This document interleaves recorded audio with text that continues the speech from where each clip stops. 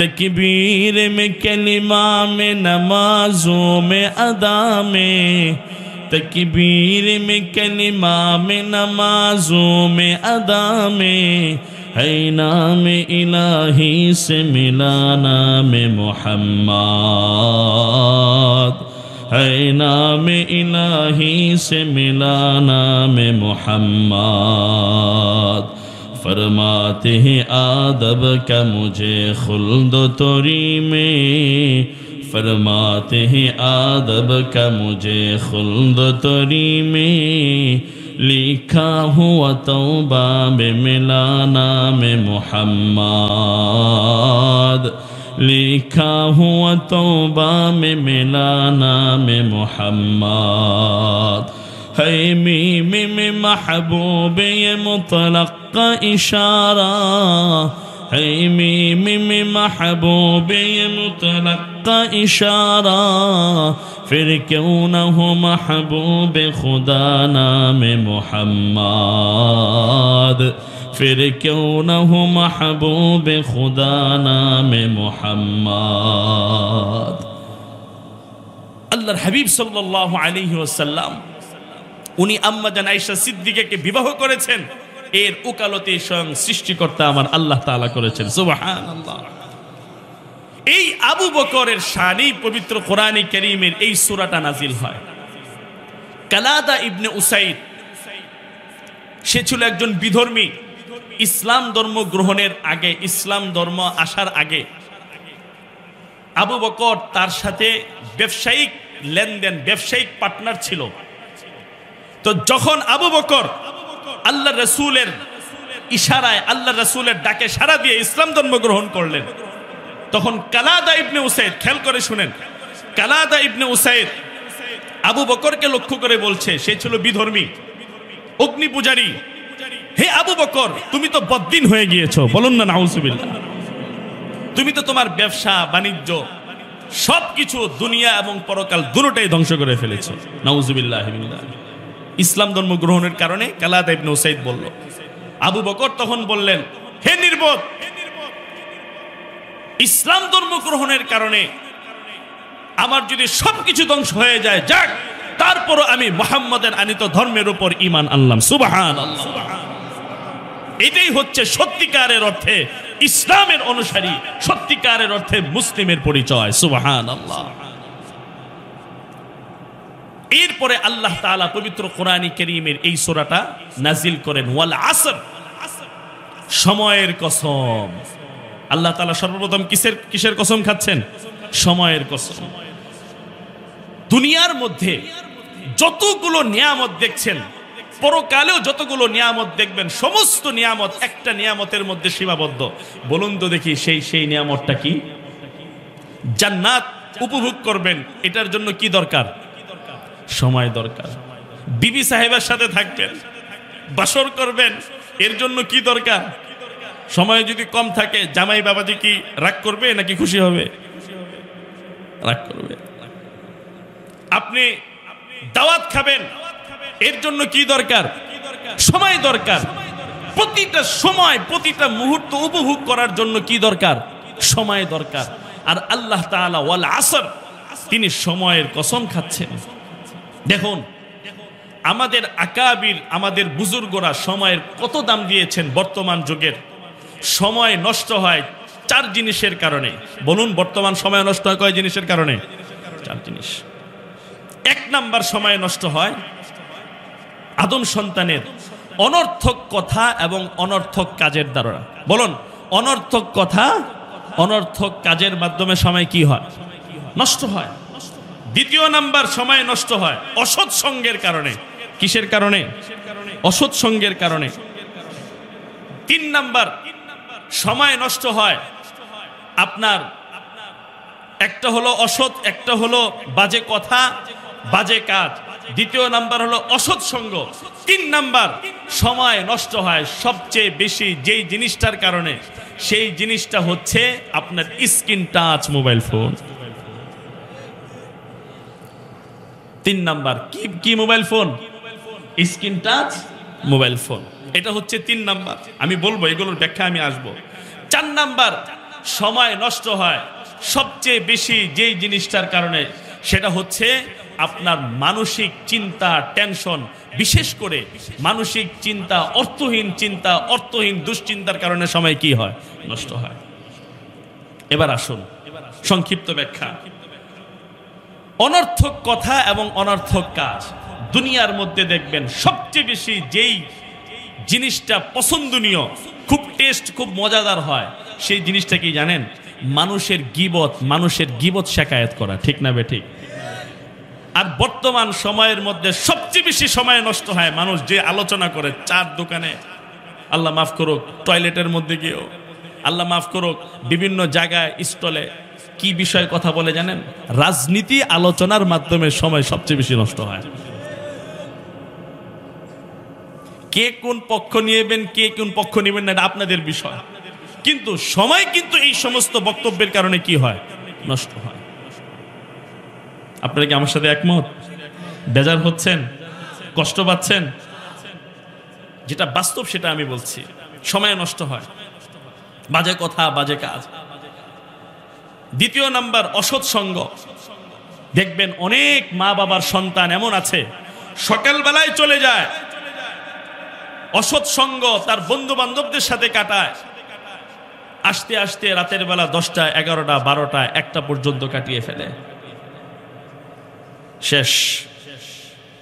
আর screen touch mobile phone, আল্লাহ মাফ করুন, যুবক যুবতী, বৃদ্ধ বৃদ্ধা, আবাল বৃদ্ধ বনিতা, প্রত্যেক আদম সন্তান, শতকরা 80% লোক বর্তমান দুনিয়ার মধ্যে যেই পরিমাণ এই ডিভাইসে আক্রান্ত হয়ে তাদের জীবন, যৌবনের শক্তি, দাম্পত্য জীবন নষ্ট হয়ে যাওয়া থেকে শুরু করে, সামাজিক বন্ধন নষ্ট হয়ে যাওয়া থেকে শুরু করে, এরকম ভাবে আত্মীয়তা সম্পর্ক নষ্ট হয়ে যাওয়া থেকে শুরু করে, এই সব কিছু একটা বস্তুর মাধ্যমে নষ্ট হচ্ছে, সেটা কি? Screen touch mobile phone.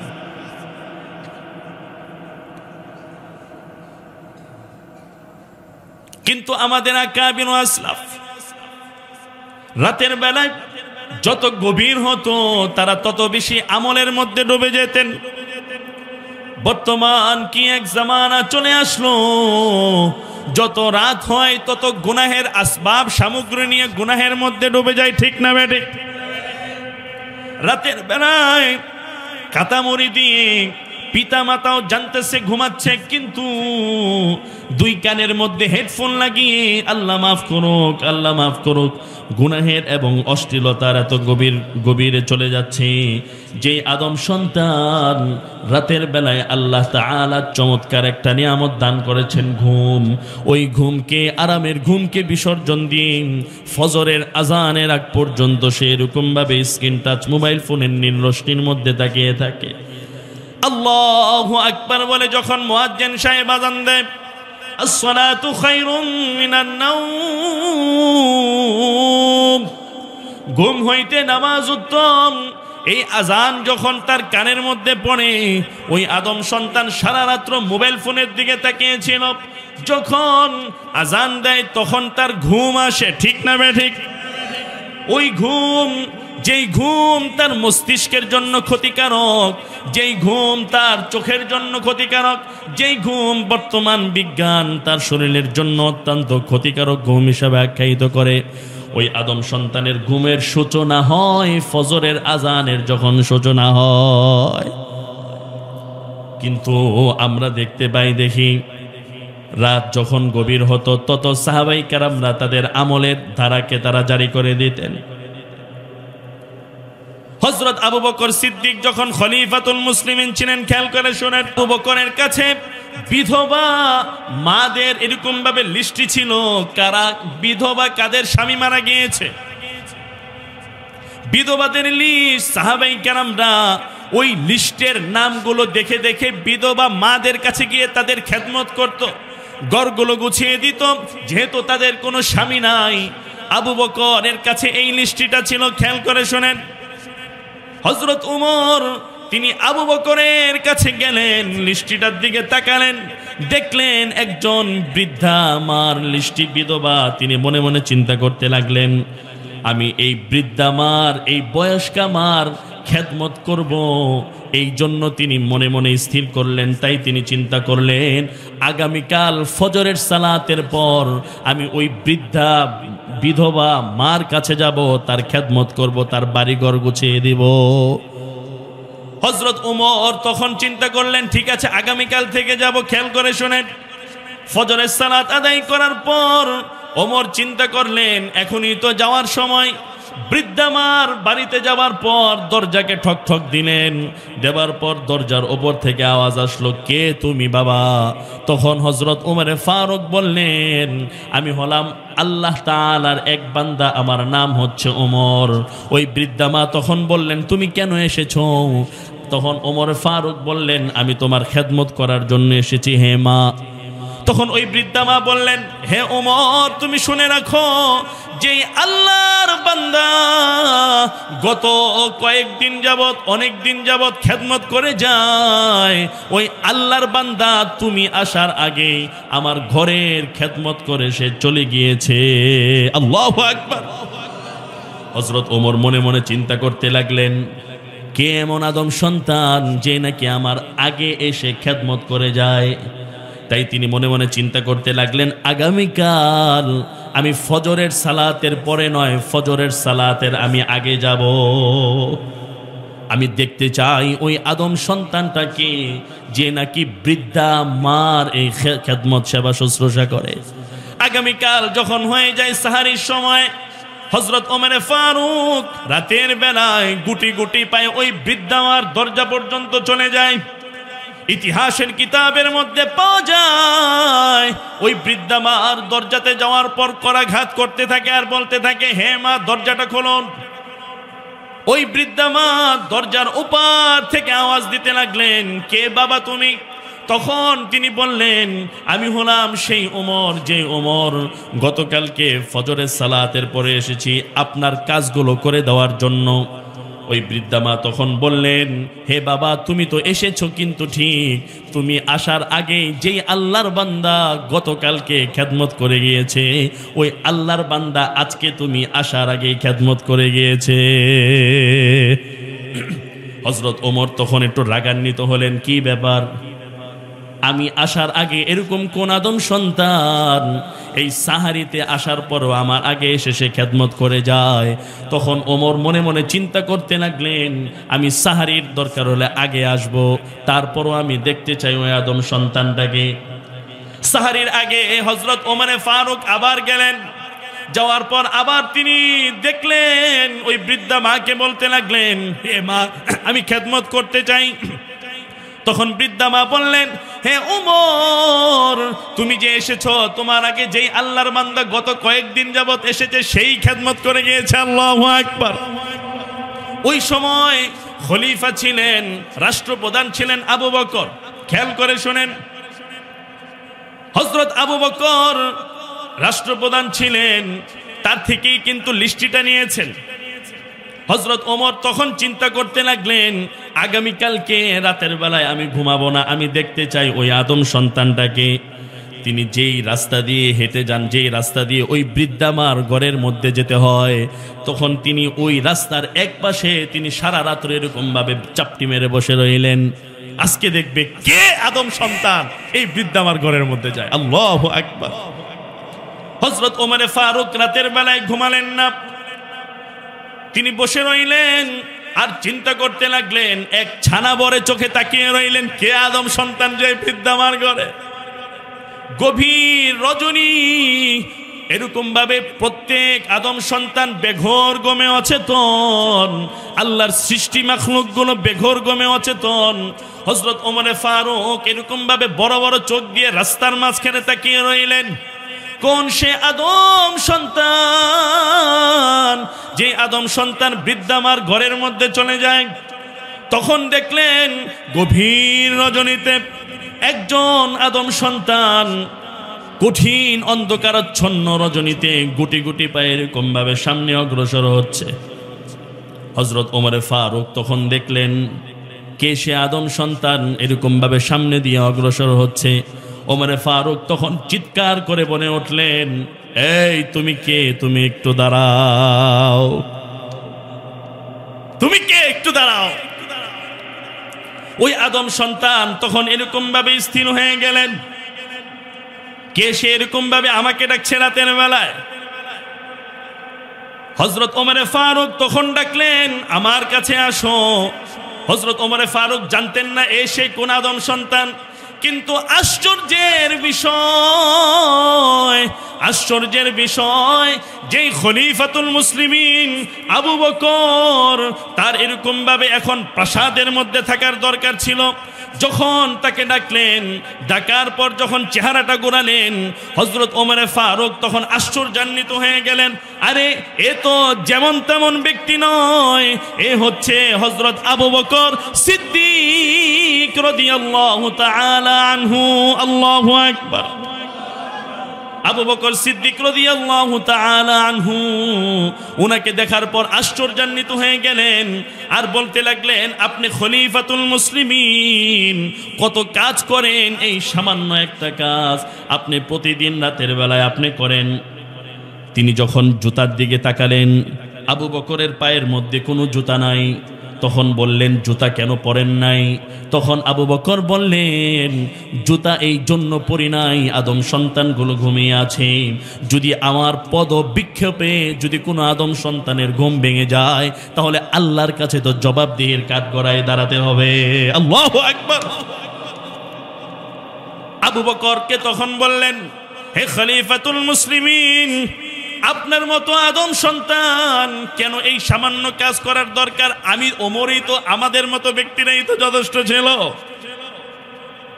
তখন হযরত আবু বকর বললেন, হে ওমর, আমার যেই আমল, আমার যেই বন্দেগী, আমার তো ভয় হয় আমি মালিকের সামনে কিভাবে দাঁড়াবো। আল্লাহু আকবার। আবু বকরের মতো ব্যক্তি যাদের জন্য আল্লাহ তাআলা জান্নাতের সার্টিফিকেট দিয়ে দিয়েছেন দুনিয়ার মধ্যে, ওই আদম সন্তানের মতো ব্যক্তি যদি জবান দ্বারা এই কথা বলে, তাহলে আমি আর আপনি, আমরা কলিমুদ্দিন কোন কথা বলবো? উনার মতো ব্যক্তি যদি এই কথা বলে যে কি জান্নাতে যাব কিভাবে এই আমলের মাধ্যমে, তাহলে আমি আর আপনি কোথায় যাব বলুন? একবার আকাশের মধ্যে এরকম ভাবে নক্ষত্র রাজির ছড়াছড়ি। আম্মা জান আয়েশা সিদ্দিকা রাদিয়াল্লাহু তাআলা আনহা রাসূলের সঙ্গে রাতের বেলায় খুশ গল্পের মধ্যে নিয়োজিত ছিলেন। আল্লাহর রাসূলকে লক্ষ্য করে বলতে লাগলেন, ওগো আমার পেয়ারা হাবিব, আকাশের মধ্যে কত নক্ষত্র রাজির ছড়াছড়ি, এত নক্ষত্ররাজি কোনো আদম সন্তানের পক্ষে গণা সম্ভব নয়। ওগো আমার পেয়ারা হাবিব, দুনিয়ার মধ্যে এরকম কোনো আদম সন্তান আছে কিনা? এই নক্ষত্র অসংখ্য অগণিত কোটি কোটি নক্ষত্ররাজি, এই নক্ষত্ররাজির মতো সোয়াবের অধিকারী দুনিয়ার মধ্যে কোনো আদম সন্তান আছে কিনা? আপনি বলুন। আম্মা জান আয়েশা সিদ্দিকা এই কথা বলার পর মনে মনে চিন্তা করতে লাগলেন, আল্লাহ রাসূল হয়তো বা এই ক্ষেত্রে আমার পিতার কথা বলবে, আবু বকরের কথা বলবে। মনে মনে চিন্তা করতে লাগলেন। এই কথা বলার পর আল্লাহ রাসূল তখন বললেন, হে আয়েশা, তুমি শুনে রাখো, এই আসমানের মধ্যে অর্থিত যেই নক্ষত্র তারকারাজি, যতগুলো নক্ষত্র তারকারাজি, এর চেয়েও এই নক্ষত্র তারকারাজির মতো আমল এবং সোয়াবের অধিকারী আল্লাহর জমিনের মধ্যে আল্লাহর পছন্দনীয় একজন বান্দা আছে।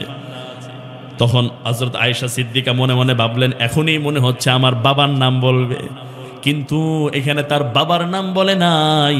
আল্লাহ রাসূল তখন বললেন, এই নক্ষত্র তারকারাজির মতো সোয়াবের অধিকারী একজন আদম সন্তান, আল্লাহর পছন্দনীয় বান্দা হযরত ওমরে ফারুক রাদিয়াল্লাহু তাআলা আনহু। আল্লাহু আকবার। এই কথা বলার পর আয়েশা সিদ্দিকার মনটা আস্তে করে এরকম ভাবে নরম হয়ে গেল, চুপসে গেল। কি ভাবলো আর কি হলো, আল্লাহ রাসূল তখন বুঝতে পারলেন। তখন আল্লাহ রাসূল চেহারা দেখে বুঝতে পারলেন তার বাবার কথা বলা হয় নাই, এই জন্য মনটা খারাপ হয়ে গিয়েছে। কারণ প্রতিটা মেয়ে তার বাবার মর্যাদা যেন বড় হয়, এটা কিন্তু প্রতিটা মেয়ে কন্যা সন্তানই কিন্তু চায় তার বাবার মর্যাদাটা বড় হোক, ঠিক না বেঠিক? আল্লাহ রাসূল এই কথা যখন বুঝতে পারলেন, বোঝার পর বললেন, হে আয়েশা শুনে রাখো, তোমার পিতা আমার সাথে গারে সৌরের মধ্যে যে 3 দিন মক্কা থেকে মদিনায় হিজরত করার সময় 3 দিন গুহার মধ্যে অবস্থান করেছিলেন। হে আয়েশা শুনে রাখো, আবু বকর যেই 3 দিন আমার সাথে গুহার মধ্যে বসবাস করেছিল, আল্লাহর কাছে এই 3 দিনের মর্যাদা এত দাম, এত দাম। দুনিয়ার